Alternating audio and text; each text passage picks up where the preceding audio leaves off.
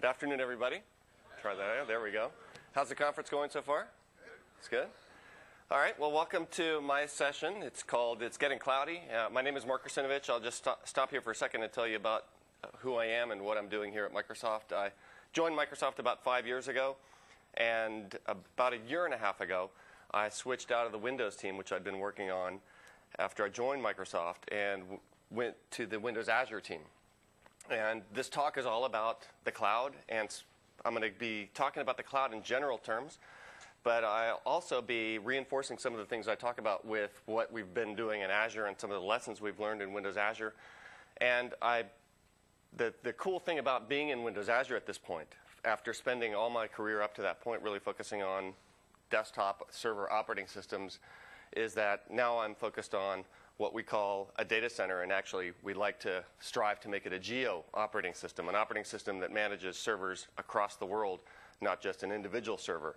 And the challenges here range from very small down, very low level kind of challenges, like how do we boot VMs really quickly on the same server, to high level things like what should the application model look like when we start to bring in descriptions of other resource types like SQL Azure and other resources that we've got coming up as middleware services in the cloud, and we want people to declaratively be able to create applications that use those resources.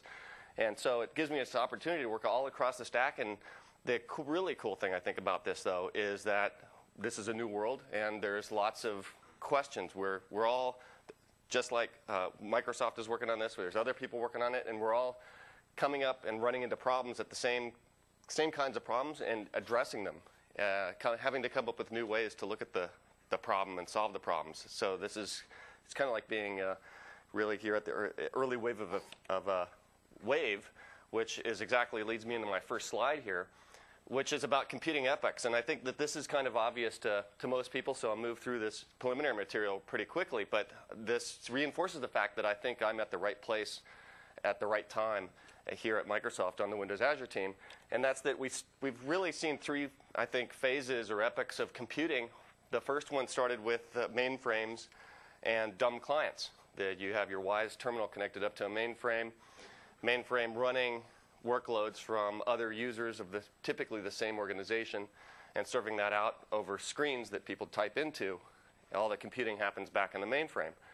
And then as I was actually coming out of high school, or in high school, coming out of high school, that transition, I caught this wave, and that's what got me interested in computers. That was the client-server wave. This is with the Apple II and the IBM PC wave, which really put computing power in the hands of individuals and really changed the world, the way that we looked at computing, and created this company that I'm speaking at right now. We're at this next wave now, the cusp of it, which I think is actually even bigger than the first two in terms of the size and the magnitude of effect it's going to have on the world, and that is this mobile plus cloud phase that we're going to. And the word cloud is a word that you hear everybody talk about. Everybody throws it around. You're not cool unless you're talking about the cloud. And you've heard a little bit about the cloud here. But I want to just motivate what I personally view as what the cloud is, what the essence of the cloud is, what I think that we like to deliver to people when we talk about cloud computing. And to do that, I want to highlight some of the different kinds of workloads that we see running on our cloud, because they really demonstrate some of the power of what you see on the cloud. These are large-scale workload patterns that previously were very difficult to account for, to build out for, to plan for, to adapt to. One of them is this one right here, which is from one of the companies that runs a bunch of stuff on Windows Azure called RiskMetrics. It's one of our largest customers in terms of number of compute cycles, number of VM instances. And what they do is a bunch of data analytics, where they capture a bunch of data, toss it up into the cloud, spin up a whole bunch of VMs that go process it, and then the processing's done, those VMs get all shut down. So it's a very on-off type of workload. This next type is actually from another application that's running on Windows Azure. This is docs.com, which is an add-in for Facebook, allows you to share Microsoft Office documents with people on Facebook.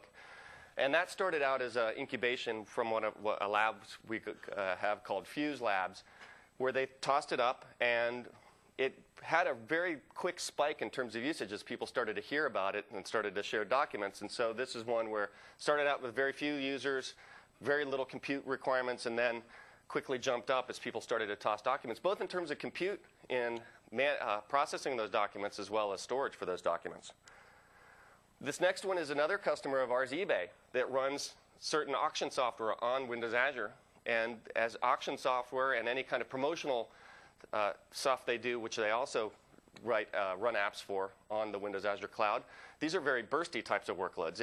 If you've ever participated in eBay auction, you know that 99% of the bidding happens literally in the last few seconds before the item is done. And that's where you see the big spike in things. So very unpredictable bursting. They're not really sure when these spikes are going to take place, how big they're going to be, or how long they're going to be. And then this one's another customer of ours that runs promotional software and analytics software on us, Walmart, which is a very seasonal type of workload, where they see, of course, around the holiday times, as people start to do more buying, they'll see these apps start to require more resources.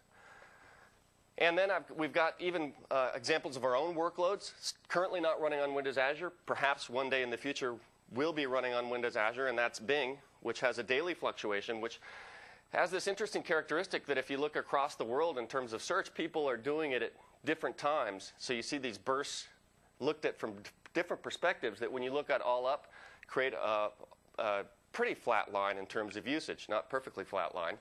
That's searches in the UK versus searches in Japan, offset by roughly 12 hours. Now, you probably noticed that there's no y-axis on here, and that's because I think that'd be a little embarrassing. That top of the chart is really about 10,000, so not too many yet, but we hope that Bing catches up here in the future. Now, what is a cloud? This is my definition for cloud. And NIST has their own definition. I was just watching a keynote presentation from somebody else at a different conference giving their definition of cloud. So everybody's got little tweaks on their definitions. I, of course, like my definition the best. And I think this really captures from our perspective what we believe the cloud is. First of all, multi-tenant. And I think multi-tenant is key to any cloud because what you're getting out of the cloud is economics.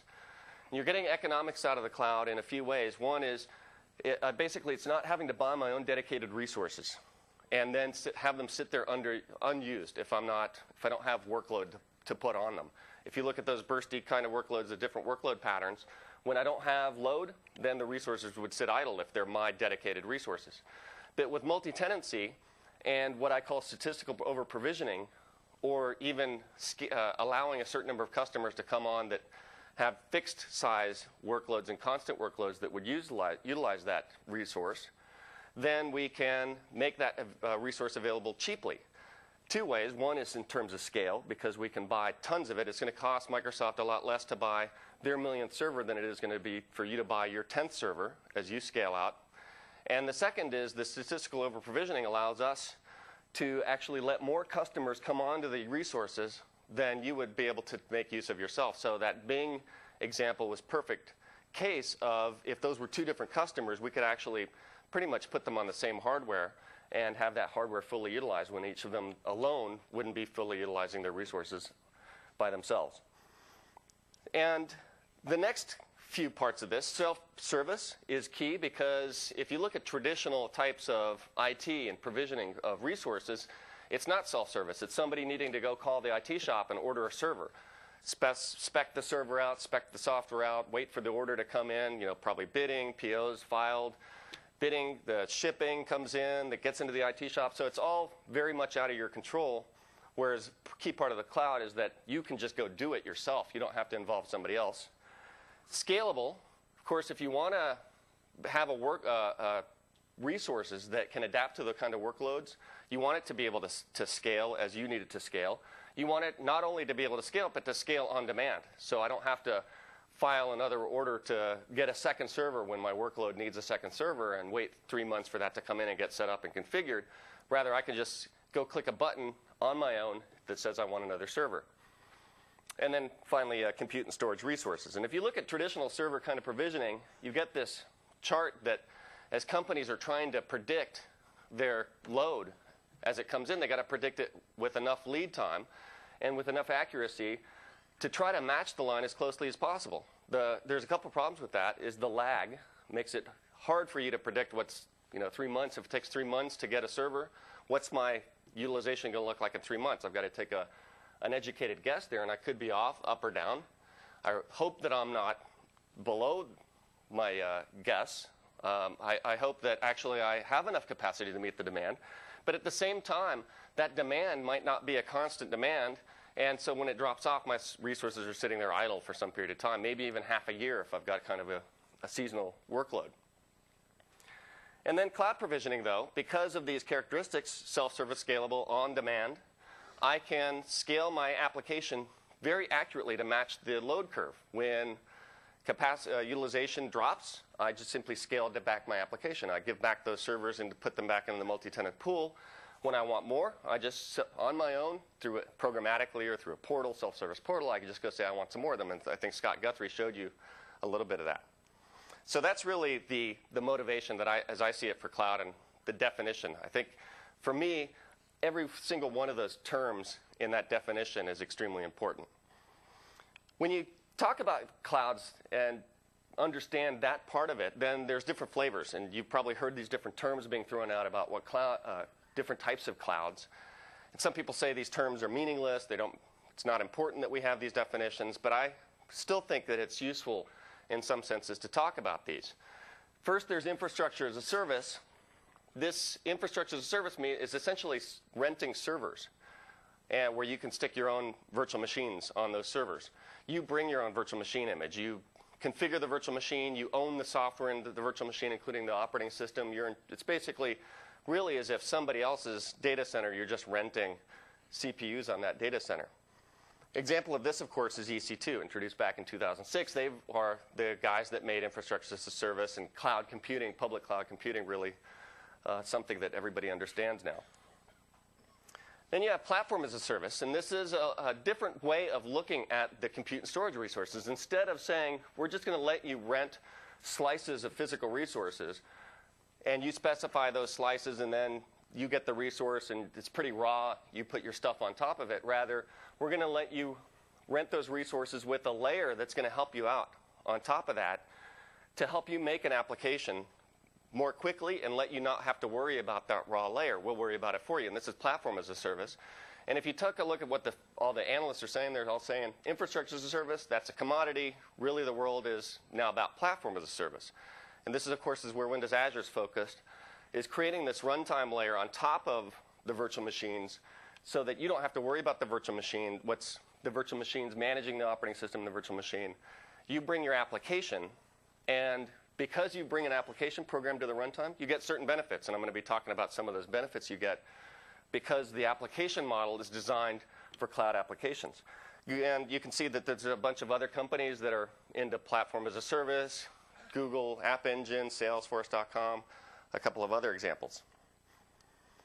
And then there's this other aspect, other type of cloud. People talk about software as a service. This is you go to the cloud and you're just using an application that somebody else has put up.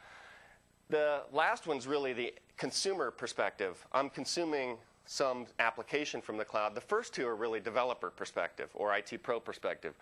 How do I build those things that might be SaaS from somebody else's perspective or what IaaS and PaaS are? And I've got a couple slides here just that highlight really the difference between IaaS and SaaS and PaaS. Here's one that in a chart form shows you that as you move from your own dedicated servers all the way over to SaaS, where if, for example, if I get some application, it's a PaaS application that does email, well, if I go to a PaaS provider, I've got a certain amount of control over the scale and the security of that application.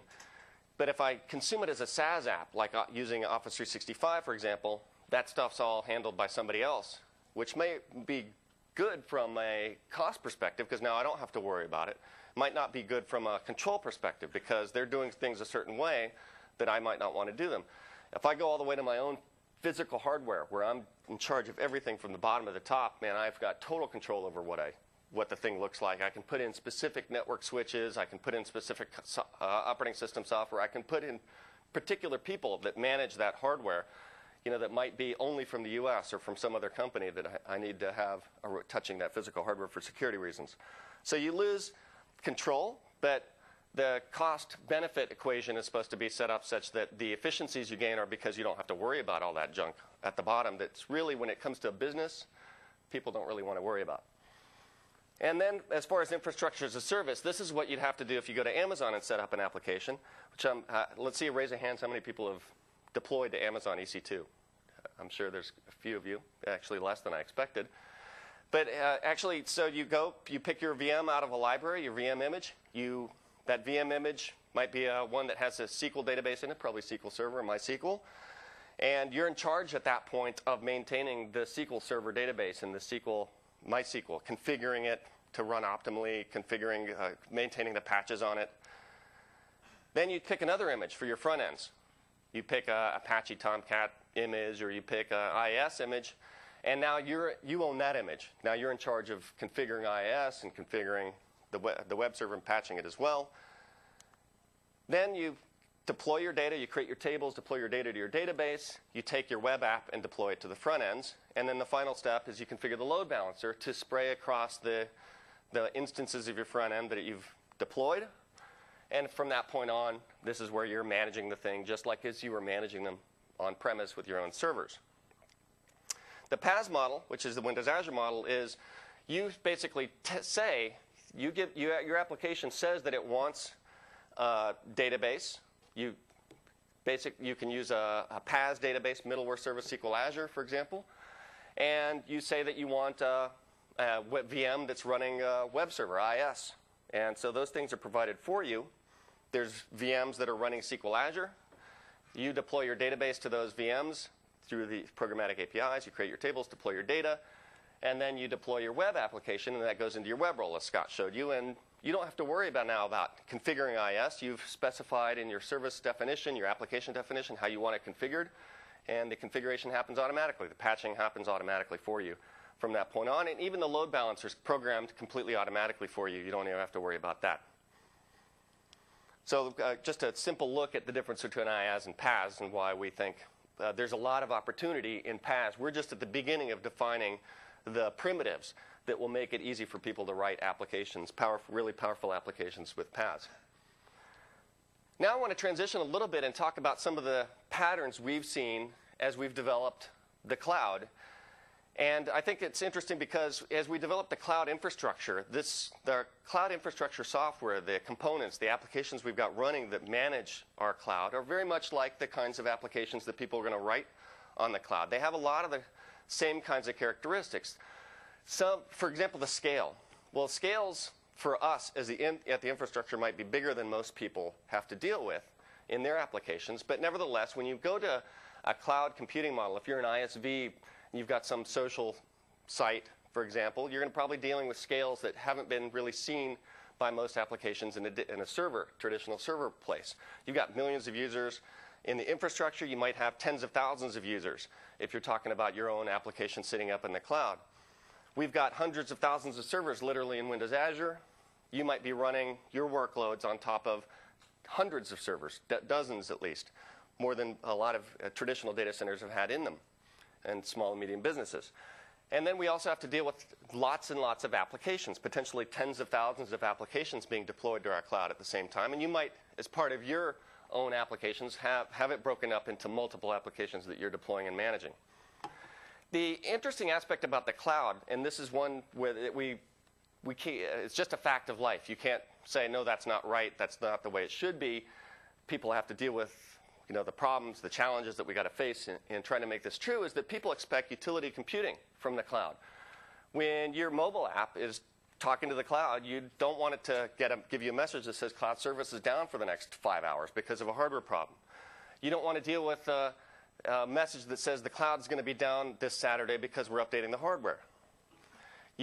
People expect it to always just be there on and running, just like the electricity. So that means designing an application that can operate and deliver utility-like computing. And that's where the patterns I'm talking about, that how do you build for the kind of scale that you're going to see in the cloud? And how do you design your application to build for the availability expectations people have in the cloud? So let's talk a little bit about scaling for the cloud. There's two ways of scaling. And there's pretty obvious. There's the traditional way of scaling, which is what you do into your own data center. if you've got a SQL server, and that SQL server, you've got one disk on it, you've got a system with a couple cores on it, some RAM on it, and suddenly that SQL server is overwhelmed with the utilization, with demand, the workload that's being put on it. What do? You add some more disks, you add some more RAM. You scale it up, and as the workload gets bigger and bigger, you keep on doing that until you can't do it anymore. And then you go buy a whole new machine. That's your traditional server world, and that's what's pushed Windows Server, for example, to go from supporting 32 processors to 64 processors to 256 processors. Now it supports 2 terabytes of RAM, and those are getting bigger because of people that are in this world, this scale-up world. This is clearly not a sustainable world, and clearly you're not going to be able to get to cloud scales with this model. So the other model is the scale-out model. You start with one server. It's got n cores in it. It's got n disks in it. And if you want more capacity, you stamp out some more of them. The cool thing about the scale-out model is that it gives you a bunch of other benefits. But let's talk first about some of the lessons about scaling out that we've learned. Because obviously in the cloud, we're going to scale out. We're going to scale out with these common building blocks for a few different reasons. We've learned, as we develop for these kinds of scales, that heterogeneity is evil. It's really bad when you want to deal with large-scale systems.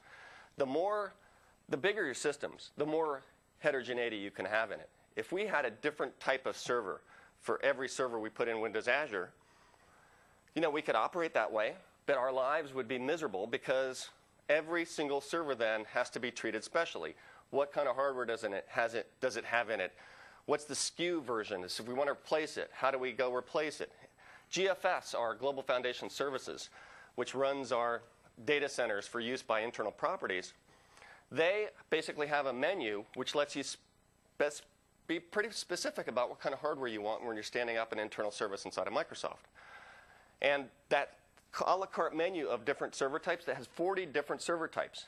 And this is kind of like going to make Burger King. You can get 40 different types of hamburger. Each one gives you a different flavor of heartburn.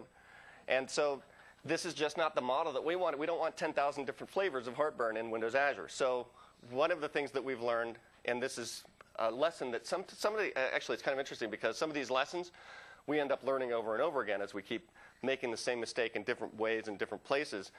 But one of them is that heterogeneity is really bad. It affects complexity, it affects the manageability of these systems, and the maintainability of these systems. So we wanted to find our scaling boundaries.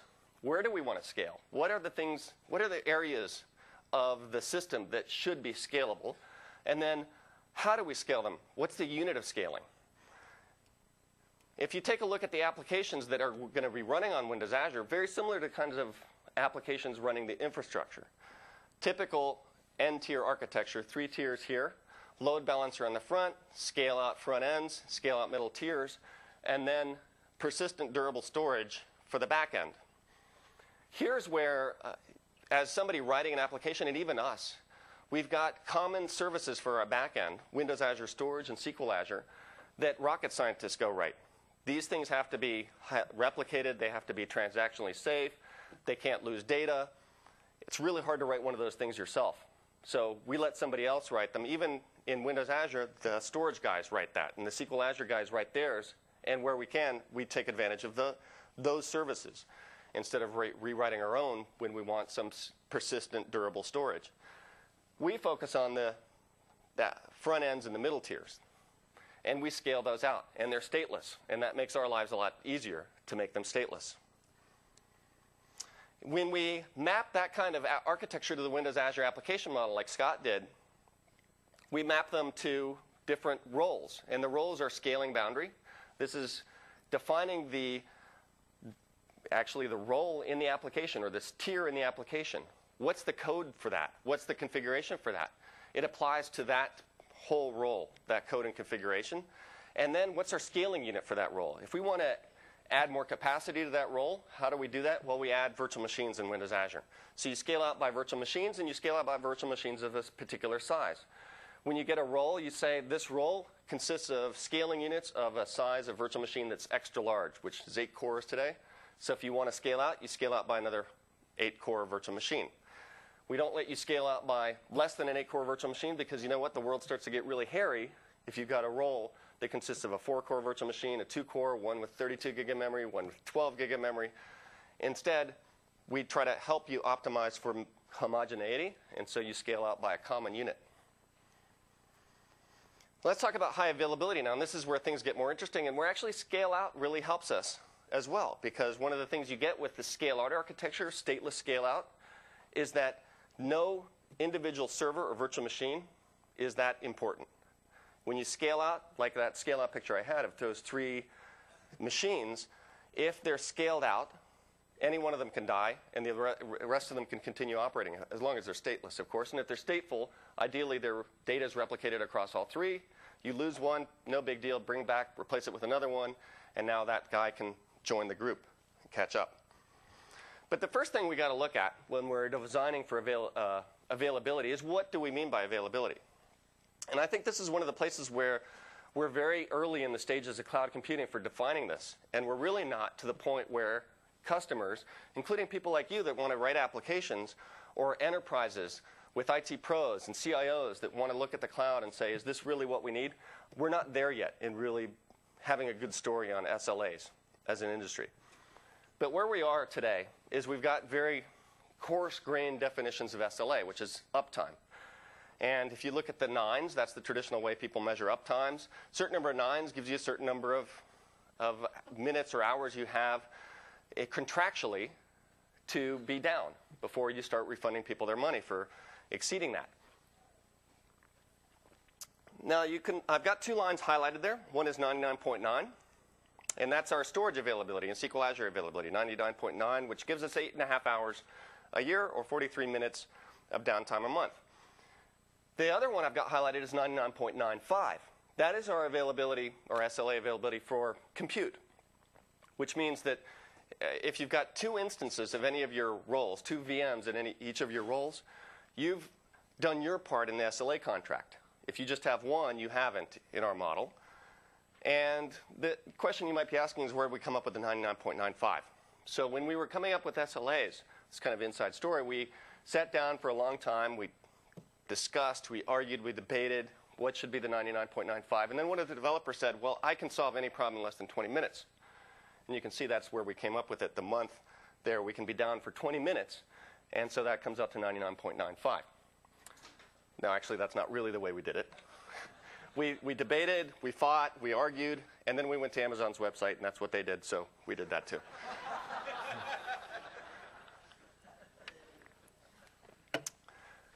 So one of the things we do now, and by the way, the reason that I think that we're really primitive on this is that's just uptime.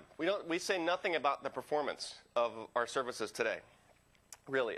In some places we do, but really not enough. And basically, and neither does Amazon, neither does anybody else really talk about SLAs. I think that we're going to be getting to the point where we have to be a lot more precise about every single visible performance aspect of the cloud, not just for availability, but for performance, that is. So we can say for SQL Azure, our SLA is this number of transactions between this number and this number. That's our SLA with you. So that you can look at it and say, how does that compare to what I would get if I had my own SQL server for the same amount of money? And is that performance that that SLA gives me good enough for me to consider moving to the cloud? So that's what I mean by we still got work to do there.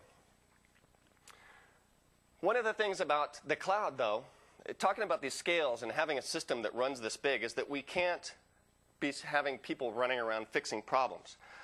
The traditional data center in an enterprise, well, you build up this big IT pro staff that loves problems because that justifies their job. If a server fails, that's a crisis. And who's going to be the hero? The IT pros that come in and fix the server. So alerts go up, they go look at the problem, they figure out what needs to be fixed. It's a bad hard disk. They get another hard disk. They stick it in. They get the server booted back up and running and make sure applications are working. This takes hours or days.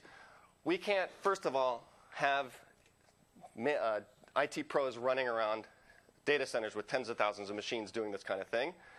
And second, our SLAs can't tolerate that either. So one of the big lessons, of course, just obvious, is that we have to design for failure. We have to assume everything can fail. Every single aspect of the system can fail. not just the hardware, but the software. And if you look at the hardware, this is a place when you run at our scale that, statistically speaking, 3 to 5% of every server, of all the servers in our data centers, fail every year. When you have a small number of servers in your own data center, you just buy a few for your own application as a startup, you're not likely to hit that 3 to 5%. You're statistically probably pretty good, and so you might never see a failure. But we definitely do. We see every single kind of failure you can imagine. There was actually one of our data centers. It's about 3 years old, and that's about the lifetime on disks. As if you use disks continuously, it's about 3 years. So the disks in that data center are failing all the time, literally faster than iPhone 4S batteries are dying. And so, had to give it a little jab there. But actually, here's a great story of a particular hardware failure, because when you run at the scale too, you see every single imaginable type of hardware failure. There was a case a few months ago where a few servers in a particular rack were just not getting network traffic. So the racks next to them were getting traffic, other servers in the rack were getting traffic, and it was more than one server. So we knew something funny was going on. It wasn't software, because again, the rest of the systems were running fine. And it wasn't the network hardware coming down into the rack. It wasn't the top of rack router. It wasn't the particular server. So what could it be? So eventually this got escalated. People worked on it, and we called in the network's operations guys who went and looked. We identified which rack it was in which data center, and they get some guy to go running down to look at what's going on with the cables in that rack. It turns out there were fingerprints on the fiber coming from the top of rack router into the back of the server. They wipe off the fingerprints, and the servers started to get network traffic again. So that's an example of just how bizarre things are. So, and we also try to learn from our mistakes and from those kinds of problems, so to make sure that they don't happen again. So every morning we have somebody run around and wipe off all the wires in the data center. Now, software also fails, like I said. And the key to tolerating failures are two things. First, detecting them quickly, and second, reacting to them, recovering from the failure quickly. Here's a case where we've got to be able to tolerate failures, to give us time to detect and to react. We build in redundancy everywhere we can. And so you can see in our data center architecture, like many, we've got duplicated resources. We've got duplicated data center routers. We've got duplicated aggregators. We've got duplicated load balancers. So if one fails, we get time to detect it. We get time to fix it. And there's an automatic failover that happens there as well. The one place in the data center that we don't have redundancy built in, and it would be very expensive to build it in, so we decide not to, but rather to design our systems to deal with it, is the top of rack routers. There's just one router in each rack. If that router fails, we lose contact with all the servers in that rack. So this is a place where we've decided, hey, you know what, this is a single point of failure today. Even if we put that in, even if we put in duplicate top of rack routers, we might still have another single point of failure in the future. So let's design our application model such that we can have applications deal with single points of failure in our hardware topology. And I don't know if Scott got into this concept of fault domains, but when you write your application, you're given 2 fault domains. Your application is guaranteed to be spread across 2 fault domains in the data center, which today means across 2 racks. Each of your role instances, remember the scaling unit is a VM. That's called an instance of a role. And when you've got a role with multiple instances, here you got front ends with 2, middle tiers with 3, they're going to be spread across fault domains. So if one of the racks fails, you still have availability. Your application's not completely down. It's at reduced capacity, so your customers might see sluggishness for a while until what we do is automatically, we call it service healing, and this is where we bring up replacement virtual machines for those instances on other servers that are on a healthy rack. So the outage is going to be, your capacity is going to be down for a few minutes as we get those other virtual machines up. But we spread you across. You can see it spread across more than 2, and that's because we try to spread you across at least 2. We guarantee 2, and ideally we do it across more. The second case where we want to make sure that we stay available is when we're updating our own software. I mentioned you expect your cloud service to be like utility computing. And this is really visible to anybody that's done e-commerce, where you go around surfing the web and you go buy something, and you go to the website to buy it, and it says the site's down for maintenance. The first thing you do, well, people are impatient. You go to somebody else's site and buy from there. So whoever's site that was just lost business. We want to make it possible, A, so that we don't say that, hey, Microsoft Cloud's going to be down for the next 12 hours as we do maintenance. We want to make it possible for your apps to not have that problem where you're throwing up maintenance windows in front of people as well. So we've got support in the application model that we use in the infrastructure, as well as make available to you to handle this, and we call it availability domains. Update domains. And we provide two ways for you to update your application. With the update domains, we spread your application across update domains, your instances across update domains. And so when you do an update of your application, or we update the infrastructure underneath you, we honor update domains and only take down one update domain at a time. And that gives you control over the availability of your application for planned operations, like an update. Our updates are yours.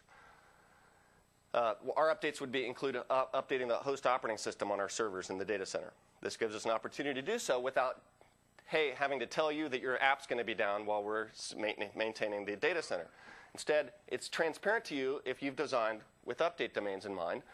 And when you're doing your own planned updates, you give us the updates for the roles. You say, I want the middle tier role to get this updated code or this updated configuration. We'll go and take a slice in one update domain, bring it down, update the code or config, and then start it up, and then wait for that slice to report it's healthy, and then move on to the next one. By default, you get 5 update domains. You can specify up to 20. So really, anywhere between 5 and 20% of your app is what you've got a dial over how much you want to be down during a planned update.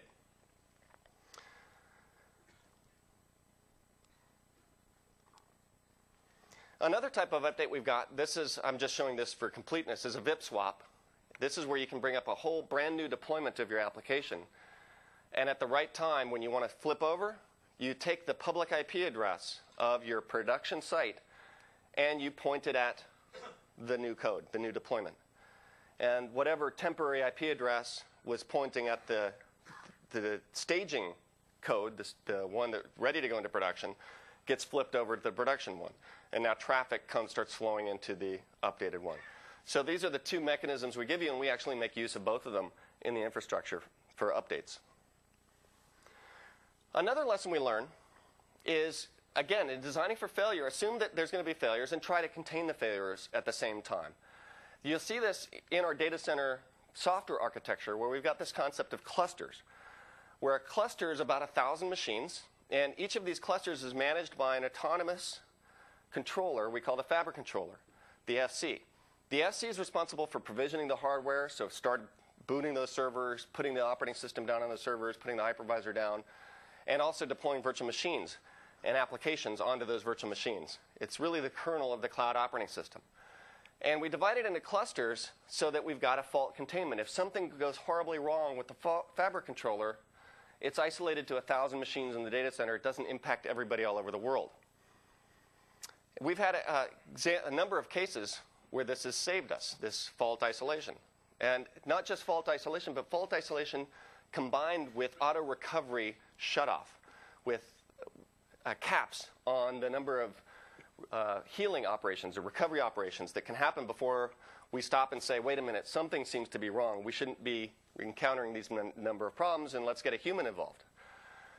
I talked about service healing. This is when the server fails and we start to move those virtual machines, reincarnate them on other servers. If we have too many of the servers move into a bad hardware state, we call it human investigate, then we shut off the service healing. And we start flagging critical alerts so that somebody can come and look at the problem. And we had one of these where Windows deployment server is what we use in the fabric controller to deploy images to these different machines. It's off-the-shelf Windows technology we decided to take advantage of for deployment of images. And one day, the Windows deployment server got stuck. It hung. We run it at scales that it was never, that the original Windows deployment server guys tested for, literally hundreds or close to 1,000 machines here. where the numbers they were testing with were literally under 20 or 30. Sorry, not machines, images. We run with thousands of images in the Windows Deployment Server repository. They were testing with 10 to 20. So at one point, we are deploying an update to the operating system across the cluster, and Windows Deployment Server hangs. Unfortunately, we hadn't designed to deal with this in an intelligent way. So what happens is the servers that were supposed to get updated start to move into this human investigate mode because they can't pull down their images. And once we hit this threshold of, so we start service healing those, assuming that something's wrong with that server, and moving those VMs onto other VMs. Well, we hit a threshold that we've got built in, a fail-safe, at a certain number, which we learned very early during Windows Azure development to put in this fail-safe. After a certain number of servers go into the state, we stop moving servers into that state. We stop healing, doing this movement of reincarnation to stop the whole world from churning because there's a runaway bug. So we call in the guy that's responsible. Actually, it turns out, just coincidentally, that the guy that was a developer on the WDS team, one of the guys, was a developer on the Fabric Controller team. He gets called in to look at the problem. We're like, how do we get this whole cluster unstuck? He starts to do the investigation, digging through the code, looking at the log files, looking at the source code, and then he comes up and he says, I got it. I got the fix. We say, what is it? He says, reboot the Windows Deployment Server. So we reboot it, and it works. So we learned that even rebooting in the data center is oftentimes the best solution for a problem, just like it is at home, unfortunately. So, and actually what we did in this case was this version of Windows Deployment Server 2008, which we still can run into this problem for. And we're moving to Deployment Server 2008 R2, which is fixed this. But in the meantime, what we do is have the Fabric Controller ping the deployment server to see if it's entered the state, and if it is, it reboots it automatically to get the human out of the picture. Now, inside a cluster, we follow this same pattern. Fabric controllers spread across racks, just like anybody else's application. We spread them across more so that the Fabric controller can actually tolerate a failure while we're doing an update and still have a quorum. It's a stateful service, unlike most of the stateless services. It's a lot like Windows Azure Storage or SQL Azure, where it's got the brain of the cluster, and so we want to make sure that brain stays consistent across different replicas in the Fabric controller, even in the face of a failure, and even in the face of the failure of an update. So that's why we have 5 instances at the tops of racks maintaining state of the data center, of the cluster. We also designed the system such that even if the Fabric controller completely fails, so it shuts down, that applications continue to run. So wherever we can, we decouple the system as much as we can so that it doesn't depend on things unnecessarily. We said, hey, you know what? Applications running that are deployed to Windows Azure, the only things that the Fabric controller really needs to do is monitor their health and also respond to updates. But if the Fabric controller fails, we'll lose those capabilities, but we shouldn't cause the applications to go down at the same time. So we designed that in as well. But part of dealing with failures is detecting them. And we've got a few different ways we detect failures in the data center as well. One of them is with self-monitoring, where the systems are monitoring themselves to see if they're in a healthy state. An example is just what I told you, the Windows Deployment Server ping to see if it's healthy. We also have external monitoring.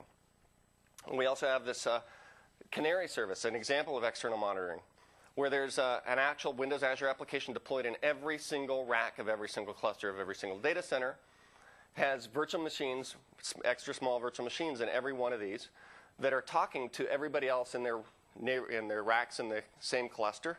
They're also talking to the load balancers, seeing if they can talk to them.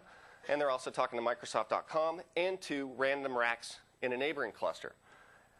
And in a cluster across in a pairwise data center. So we've got these things running all the time, emitting output, and basically testing the network, and the connectivity of the network, as well as the health of the compute across the system as well at the same time. That's our operations room, which is in Building 109, which is just down the street. On the 3rd floor, you can see the heads-up displays, and you can see the Canary display. I've got the screenshot of up in the far right as those guys are watching out for problems. There's also a replica, redundant version of this Operations Center 2 in India, just in case something happens to this one. Now, one of the aspects of the system is monitoring the health of the system as well and responding to the health of the system.